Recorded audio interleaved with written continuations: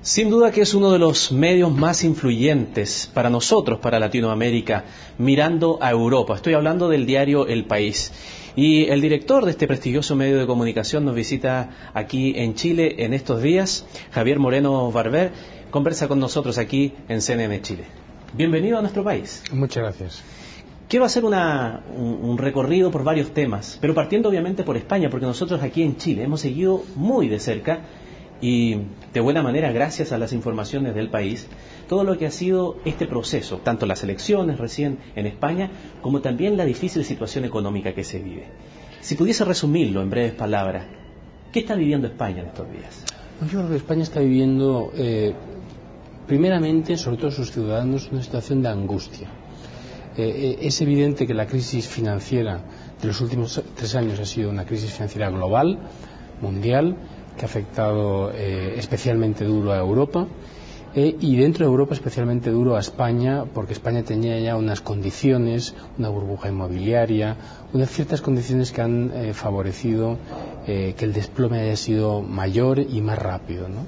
La situación actual de los ciudadanos españoles es realmente de angustia ante la conciencia de que el estado de bienestar que han conocido en los últimos 30-35 años, que se ha ido construyendo poco a poco después de la dictadura, está en riesgo.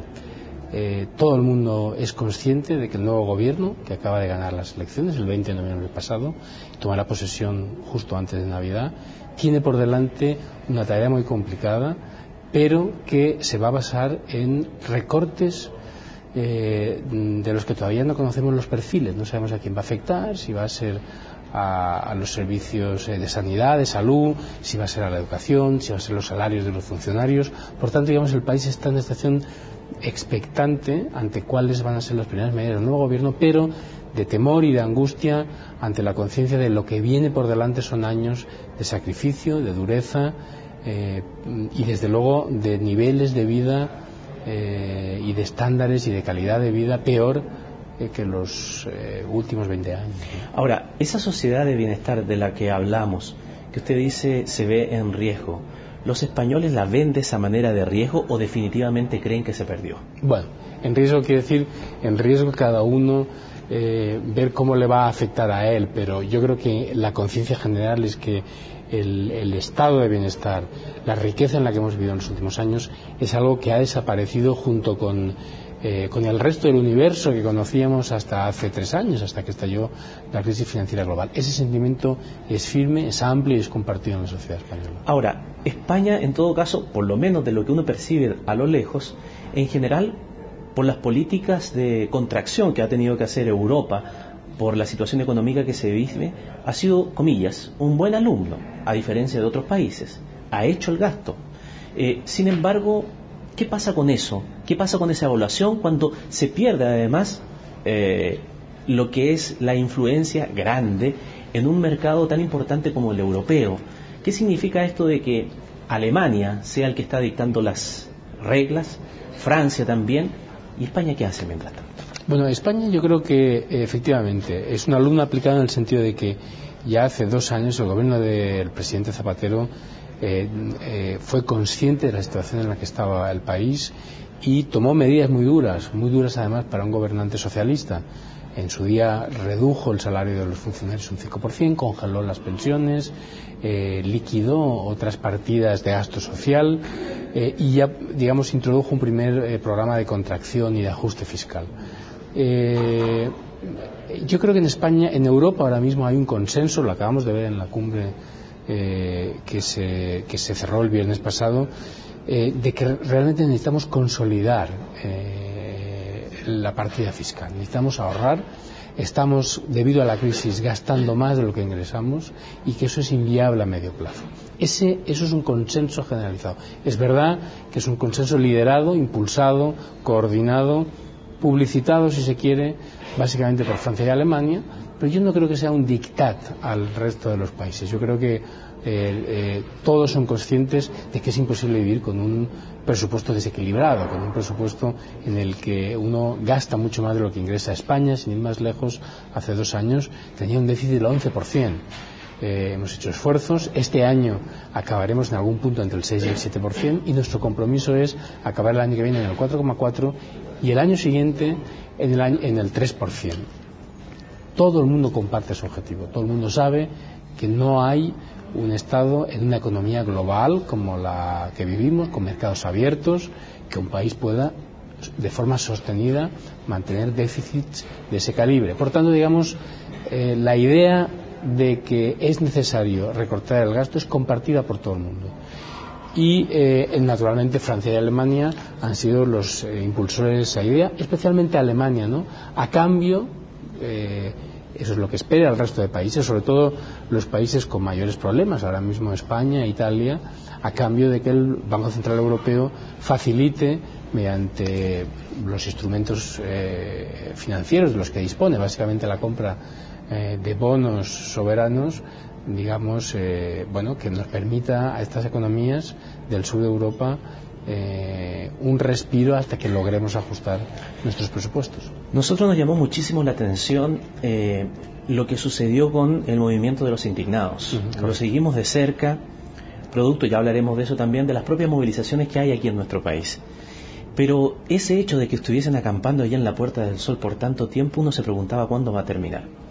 Y cuando finalmente salen del lugar, la pregunta que viene es si esto fue una situación momentánea, si se gatilló para la salida del gobierno o si se incubó algo que va a ser mucho más permanente en España.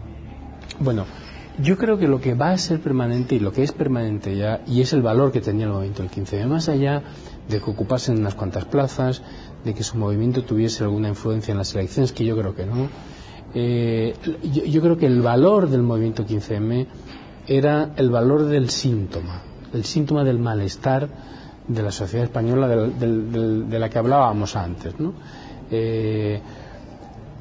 Cuando se preguntaba a la población si estaba de acuerdo con o si simpatizaba con el movimiento 15M, el 80% de la población decía que sí. Naturalmente, cuando uno descendía al detalle, algunas de las cosas que pedían eran muy irrealizables, pues sobre la banca o incluso, digamos, enmiendas a la totalidad al sistema político o al capitalismo. Y los españoles naturalmente han acudido a las urnas, se ha producido un proceso democrático correcto, ¿no? en el fondo y en las formas. Pero ese 80% de ciudadanos que simpatizaban con el movimiento indica que hay un malestar profundo en la sociedad española debido a la crisis económica.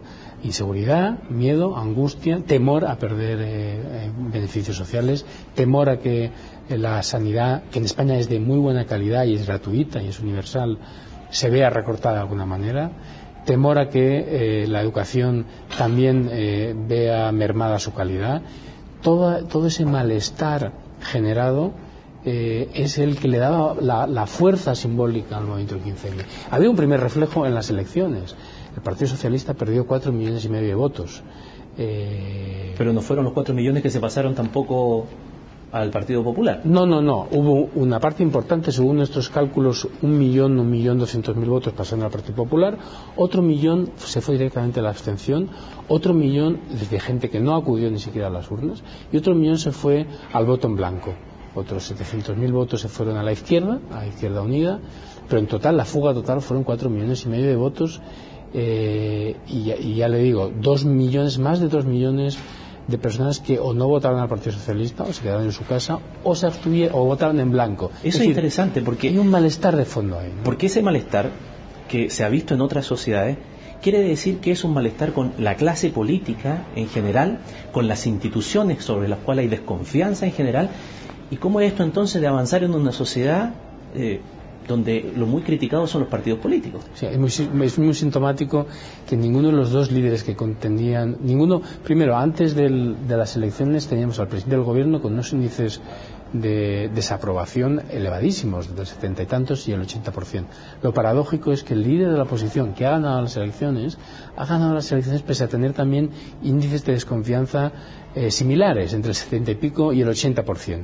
Es decir, los ciudadanos desconfían del conjunto de la clase política y sobre todo están insatisfechos con el funcionamiento de las instituciones, lo cual no debe sorprender a nadie. Instituciones desde el gobierno, al Parlamento, la clase política en general, el Banco Central Europeo, la Comisión Europea, son instituciones que han fracasado en uno de sus objetivos principales, que es proteger los niveles de riqueza y de bienestar de los ciudadanos. Ese es el objetivo primero de todo gobernante. En ese sentido, yo creo que se puede establecer correctamente que la mayoría de instituciones, en Europa Occidental al menos, han fracasado notablemente en la gestión de la crisis financiera. Los ciudadanos perciben eso con muchísima claridad y, por tanto, no debe de extrañarnos que expresen esos elevados niveles de rechazo y de desconfianza en un sistema que no ha sido capaz de protegerles de los embates del huracán financiero que azota al mundo y especialmente Europa y España en los últimos 3 años. Javier Moreno Barber es nuestro invitado de hoy a conversar de estos temas internacionales de España y de su visita aquí también en nuestro país. Vamos a la pausa, regresamos de inmediato.